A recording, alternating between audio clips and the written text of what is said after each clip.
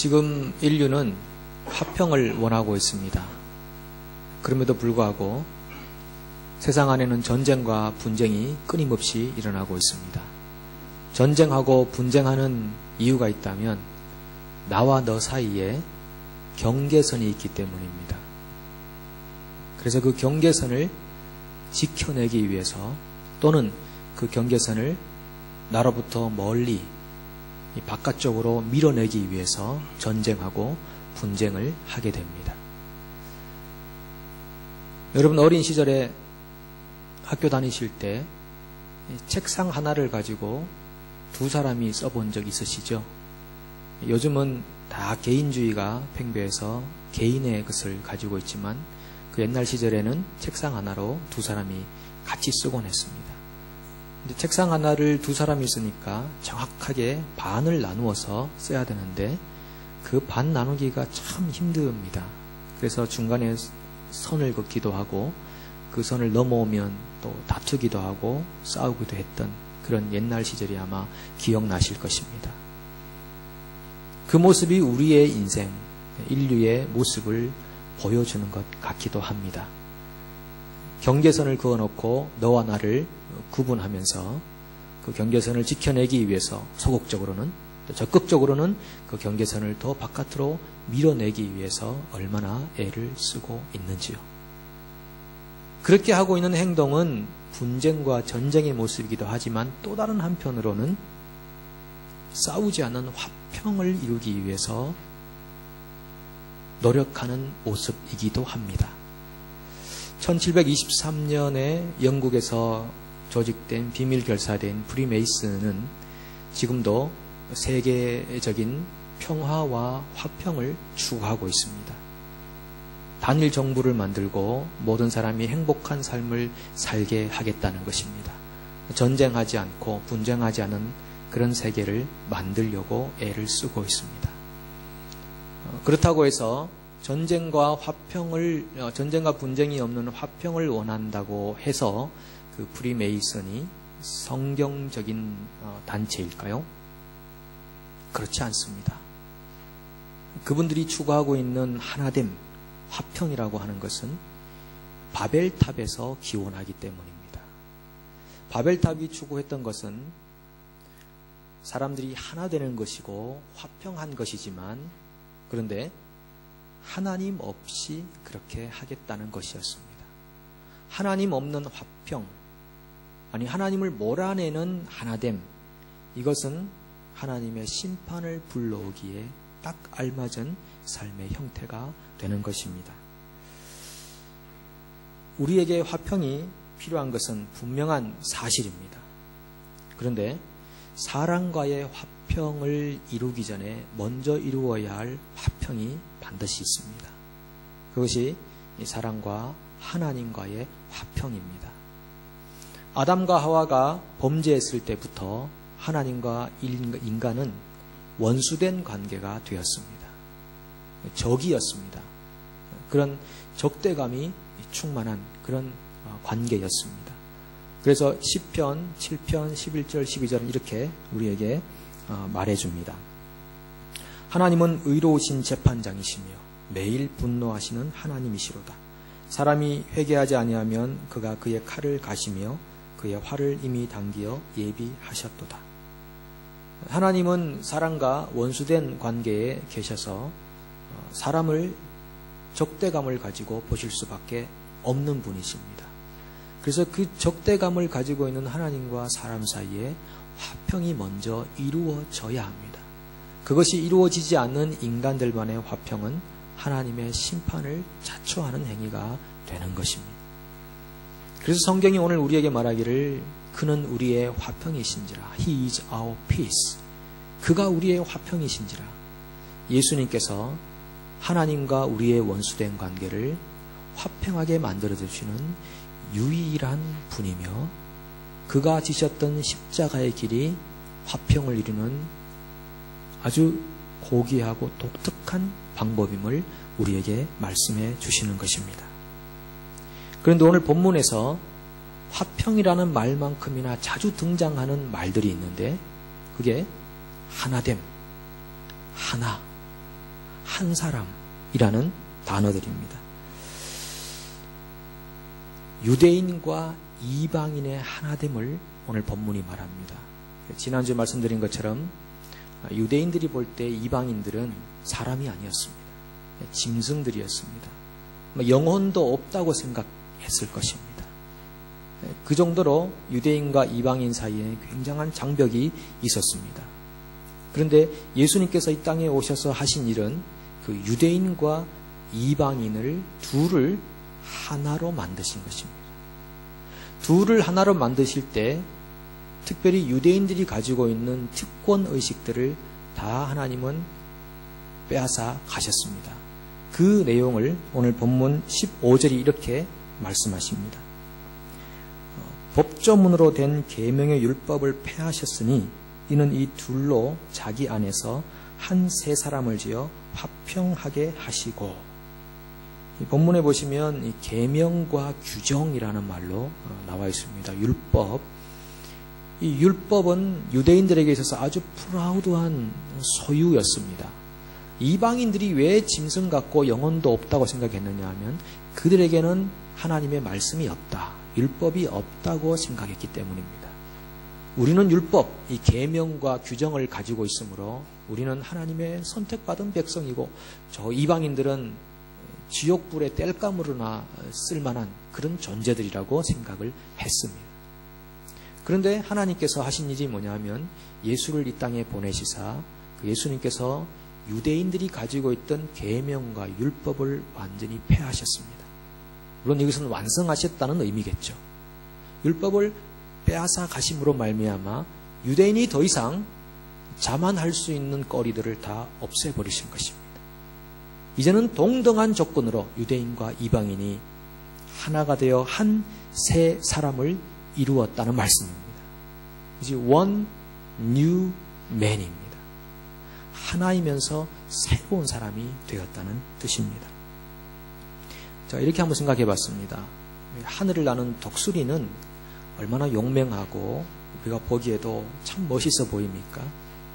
그런 독수리가 땅을 바라보면서 아침마다 사람들을 깨우는 그 닭을 쳐다봅니다. 닭을 보면서 쟤는 새인가 아니면은 짐승인가를 분간하지 못할 정도로 닭을 무시합니다.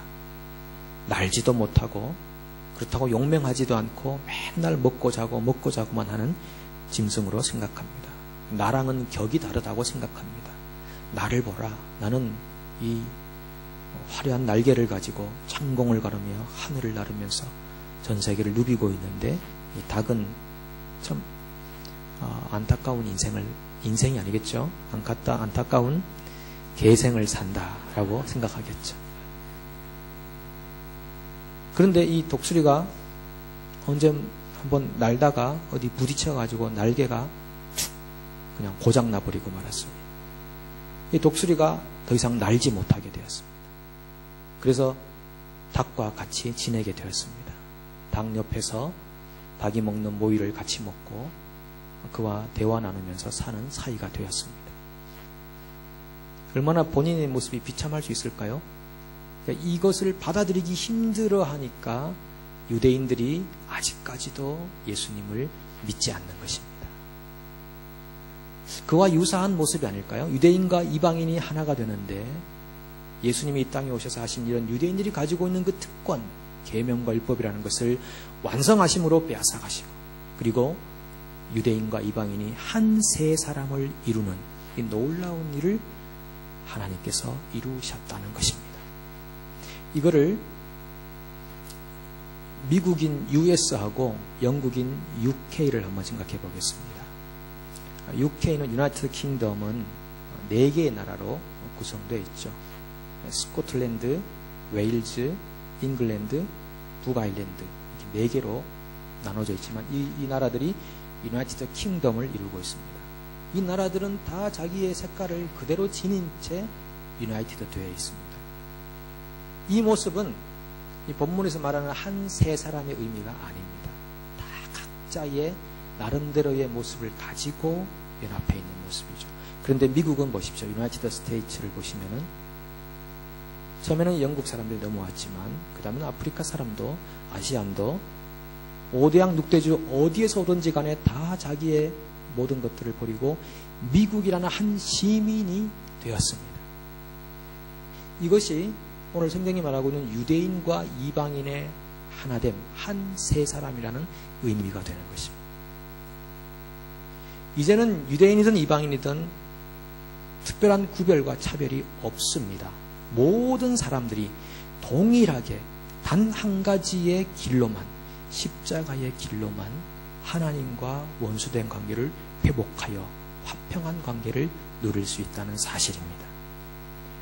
이 화평의 순서를 다시 한번 보겠습니다. 화평의 순서는 사람과 사람의 화평이 먼저가 아닙니다. 하나님과 사람 간의 화평이 먼저입니다. 그리고 그렇게 하나님과 화평한 사람들이 서로 간의 화평한 삶을 살아가는 것이 오늘 우리에게 말씀하시는 주님의 말씀입니다. 고린도후서 5장 18절과 19절을 한번 읽어보도록 하겠습니다. 우리 같이 한번 보실까요? 모든 것이 하나님께로서 났으며 그가 그리스도로 말미암아 우리를 자기와 화목하게 하시고 또 우리에게 화목하게 하는 직분을 주셨으니 곧 하나님께서 그리스도 안에 계시사 세상을 자기와 화목하게 하시며 그들의 죄를 그들에게 돌리지 아니하시고 화목하게 하는 말씀을 우리에게 부탁하셨느니라. 이 본문이 우리에게 말하는 것은 사람과 사람 간의 화평을 먼저 말하는 것이 아닙니다. 먼저 하나님과 사람 화평한 관계를 회복해야 한다는 것입니다. 하나님을 떠나 있고 죄를 가진 인간이 어떻게 하나님 앞에 올바로 설 수 있게 된다는 것입니다. 그래서 예수님께서 우리에게 오심으로 말미암아 십자가의 길로만, 그 어떤 것도 아닙니다. 십자가의 길로만 하나님과 우리의 원수된 관계를 회복시켜 주시면서 부탁하시기를 너희들도 화목케하게 하는 직분을 받았다고 말씀합니다. 우리 모든 성도님들은 직분을 받았습니다. 나아가서 사람들에게 당신도 하나님과 화목해야 될 필요가 있습니다 라고 증거해야 할 직분을 모두가 받았습니다. 그런 직분을 가지고 살아가는 우리에게 또 다른 하나의 명령이 있습니다. 에베소서 4장 3절 말씀인데요.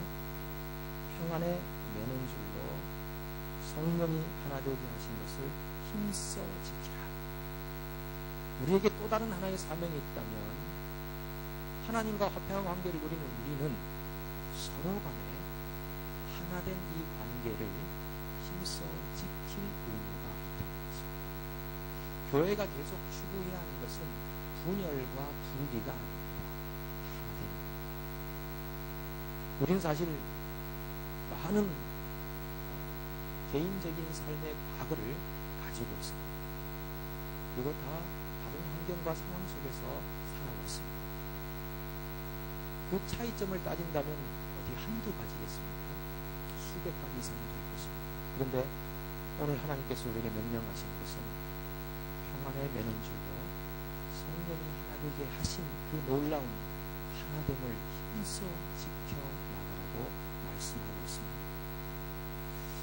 우리 한국교회 역사 속에 참 감동적인 이야기들이 많이 내려오는데 그 중에 하나를 소개하고자 합니다. 전북 김제에 가면 금산교회라는 곳이 있습니다. 근데 금산교회는 좀 건물로도 참 유명한 교회였는데 건물이 기역자로 된 건물이었습니다. 그렇게 만든 이유는 남자와 여자를 구별하기 위해서입니다. 우리 연세 많으신 어르신들 예전에 그렇게 그런 예배당에 가보시지 않으신지 모르겠습니다. 남녀 7세 부동석입니다. 지금은 지남철로 바뀌었지만 부동석이라서 기역자로 해서 남자는 이쪽, 여자는 이쪽. 그래서 중간에다가 커튼을 이렇게 쳐놨습니다. 그 남녀를 구별하는 의미도 있지만 좀 여인을 하대하는 의미도 있었습니다. 어디 여자들이 남자들이 모인 곳에 깊게 하느냐 말이야. 그런 의미로 1908년에 금산교회를 그렇게 지었습니다.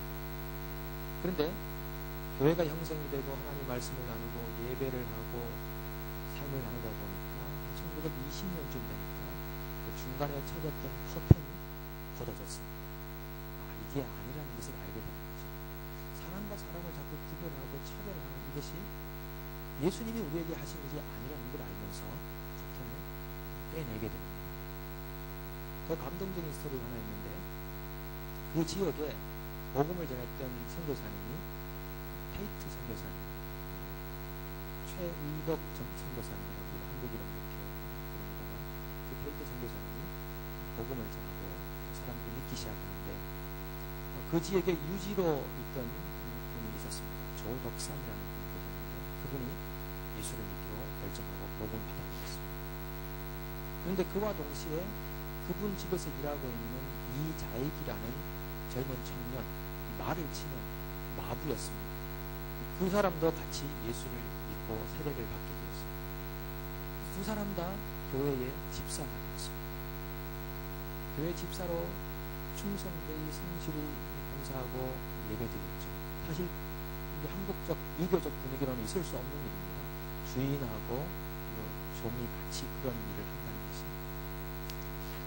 근데 시간이 흘러서 교회 안에 장로를 선출하는 시간이 되어서 투표를 했는데 모든 교우들이 깜짝 놀랄 만한 결과를 가져왔습니다. 조덕삼 집사님은 장로가 되지 않고 이자익 집사님, 이 말을 치던 마부였던 청년이 장로가 된 것입니다. 그때 그 결과 발표를 하는데 온 교회 교우들이 쥐죽은 듯이 쫙 긴장감이 감돌게 되었습니다. 그때 이 조덕삼 집사님이 나오셔가지고 이렇게 말합니다. 오늘 금상교회 교우들은 참으로 훌륭한 일을 해냈습니다. 오늘 피택된 이자익 집사님은 저보다 훨씬 더 신앙적 열의가 대단한 분입니다. 여러분 참으로 훌륭한 결정을 하셨습니다. 그리고 이곳으로 끝나는 게 아니었습니다. 나중에 시간이 흘러서 이 조덕삼 집사님도 장로가 되었습니다만 그 후에 이자익 장로님을 신학교로 보내서 공부하는 동안 내내 뒷바라지를 해주고 목사 안수를 받고 난 다음에 다시 자기 교회로 청빙을 합니다. 그래서 이자익 장로님, 이자익 목사가 되어서 그 교회로 와서 목회를 합니다. 그분이 예수교 장로의 총회장을 3번이나 지내게 됩니다. 얼마나 아름다운 감동의 이야기입니다. 너와 나를 구별해 놨습니다. 차별을 했습니다. 나는 주인, 너는 주. 그런데 예수 그리스도 안에 들어가니까 그 모든 차별이 사라지더라는 것입니다. 그리고 시간이 흘러 2005년 4월 29일 대전신학교에서 이자익 목사님의 출판 기념을 하는 그런 출간 기념을 하는 날이었는데 그때 이 조덕삼 장로님의 손주였던 이름이 조세영 장로님이 나오셔서 축사를 합니다. 이분은 지금 그 금산교에서 3대째 교회를 세워가는 장로로 봉사하고 계시고 그리고 국회의원입니다. 그분이 그 다음에 이제 인사말에 하러 나온 이자익 목사님의 손자인 이규환 장로님, 대전 카이스트의 교수이기도 한데 그분이 나오셔서 이런 말을 합니다. 우리 할아버지께서는 주인을 참 잘 만나셨습니다. 그때 그 주인을 만나지 않았다면 우리 할아버지도 없었을 것이고 오늘 저도 이 자리에 없었을 것입니다. 주님께서 우리 안에 있는 차별을 없애시고 하나 되게 하신 그 역사는 놀라운 일입니다.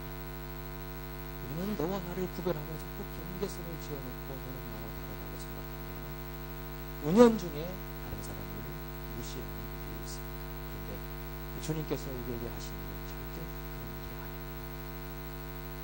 다른 두 사람을 완전히 새로운 한 사람으로 하나 되어 엮어주신 일이 주 예수 그리스도께서 하신 일입니다. 어제 장로교단 북부노회가 이 루메라에서 있었습니다. 참석을 했는데 120명 정도 목사와 장로님들이 참석을 했습니다. 근데 한인들은 한 12명, 한 10% 정도 참석을 했는데 노예를 하게 되면 처음에 1시간 이상 특강을 합니다. 특강을 하는데 본토 영어를 사용하는 분이 오셔서 특강을 1시간 이상을 합니다. 그러면 과연 한인 목회자나 장로님들이 몇 퍼센트를 이해할까요? 20%? 50%? 70%? 때로는 남들 다 웃을 때 왜 웃는지 모르고 멍하게 있어야 되는 그런 상황도 연출됩니다. 그것을 보면서 생각해 봅니다. 북부 노예가 조금 더 새로워져야겠다. 영어를 잘 모국어로 사용하지 못하는 사람들의 불평과 어떤 의미에서의 손실을 메꿔줄 필요가 있지 않을까. 통역을 써서라도 노예를 진행해야 되지 않는가 라는 생각을 해보는 것입니다. 그러면서 우리 교회를 보는 것입니다. 우리 교회는 얼마나 민족적인 장벽, 문화적인 장벽을 넘어서 자아중심적인 교회가 아닌 교회로 살고 있느냐. 이미 하나가 되게 하신 주 예수 그리스도의 은혜를 얼마나 힘써 지키며 얼마나 하나 되기 위해 애를 쓰고 있는가를 살펴보는 것입니다. 여러분 십자가를 보십시오. 참 공교롭게도 십자가는 수직과 수평으로 되어 있습니다. 하나님과의 화평이 이루어져야 되고 그리고 화평한 관계를 얻은 사람들이 또 수평 간의 화평한 관계를 이루어 가야 하는 것. 그것이 오늘 우리들에게 주신 또 다른 사명이기도 합니다. 죄는 반드시 분열을 가져옵니다. 자꾸 찢어버리고 나누어 버리는 것입니다. 여러분 고린도 교회의 상황을 아시죠? 고린도 교회는 네파가 있었습니다. 교회 안에 무슨 파당이 있습니까? 아볼로파, 게바파, 그리스도파 이렇게 말하면서 서로 파를 나누어서 나는 그런 신앙을 추구한다. 나는 그런 신앙을 추구한다. 이렇게 갈라져 있는 분열된 교회를 사도 바울은 미성숙한 교회다. 그렇게 표현했습니다. 아무리 은사가 많고 아무리 재림신앙이 있고 아무리 그들에게 가장 좋은 삶을 가지고 있다 할지라도 그들은 아주 미성숙한 사람들임에 틀림없습니다. 왜냐하면 예수께서 하셨던 일을 정반대로 거슬러 하고 있었기 때문입니다. 여러분 오늘 우리 가운데는 무슨 직분을 받았느냐 그것으로 차별할 수 없습니다. 내가 언제부터 믿음을 가졌느냐 신앙생활이 몇 년이냐 그것으로 차별할 수 없습니다. 내가 주님의 교회에 언제 듣느냐 그것도 우리를 차별할 수 없습니다. 내가 무슨 신령한 은사를 가졌느냐 그것도 우리를 차별할 수 없습니다. 그 어떤 것도 우리가 그 서로를 차별하는 경계선을 만들어서 안 됩니다. 어떤 사람들은 방언을 하면서 방언을 할 수 있는 나와 방언을 할 수 없는 너를 차별합니다. 그 참 아이러니한 것입니다. 방언이라는 것은 언어를 하나로 묶어주는 겁니다.